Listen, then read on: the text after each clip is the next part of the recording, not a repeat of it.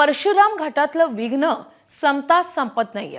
डोंगरातून येणारं पाणी जाण्यासाठी तयार केलेले काँक्रीटचं बांधकाम पहिल्याच पावसात वाहून गेल्यामुळे मुंबई गोवा महामार्गावरच्या परशुराम घाटातील सुमार काम पुन्हा एकदा उघड झालंय।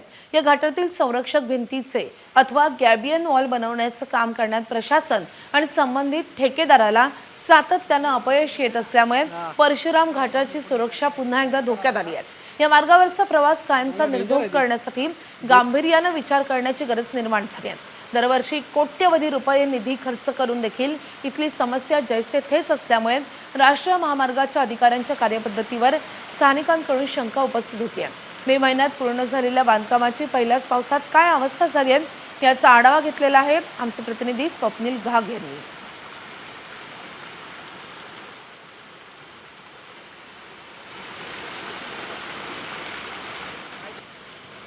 परशुराम घाटातल्या डोंगरावरचं पाणी थेट खाली जावं यासाठी प्रशासनाकडून एक पाण्याचा मार्ग तयार करण्यात आला होता।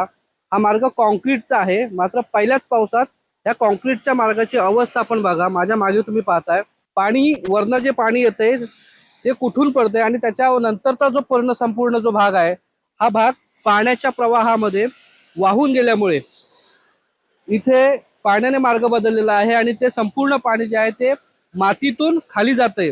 त्यामुळे या संपूर्ण भागातला जो बांधकाम आहे किंवा इतर जे बांधकाम आहे या बांधकामाला मोठा धोका निर्माण झालेला आहे।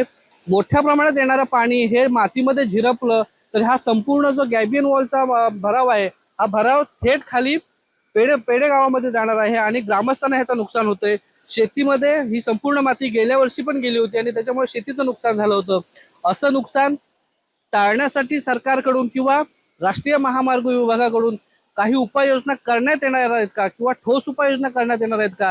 याचं कारण असं आहे गेले 4 वर्ष फक्त पैसे खर्च केले जात आहेत, मात्र त्याचा कुठेही चांगला जो वापर आहे किंवा त्या खर्च केलेल्या पैशांचा कुठे उपयोग होतोय का असं कुठे दिसत नाही आहे।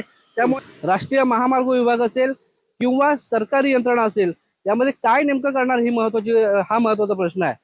स्वप्नील घाग, एबीपी माझा, चिपळूण, रत्नागिरी। एबीपी माझा, उघडा डोळे बघा नीट।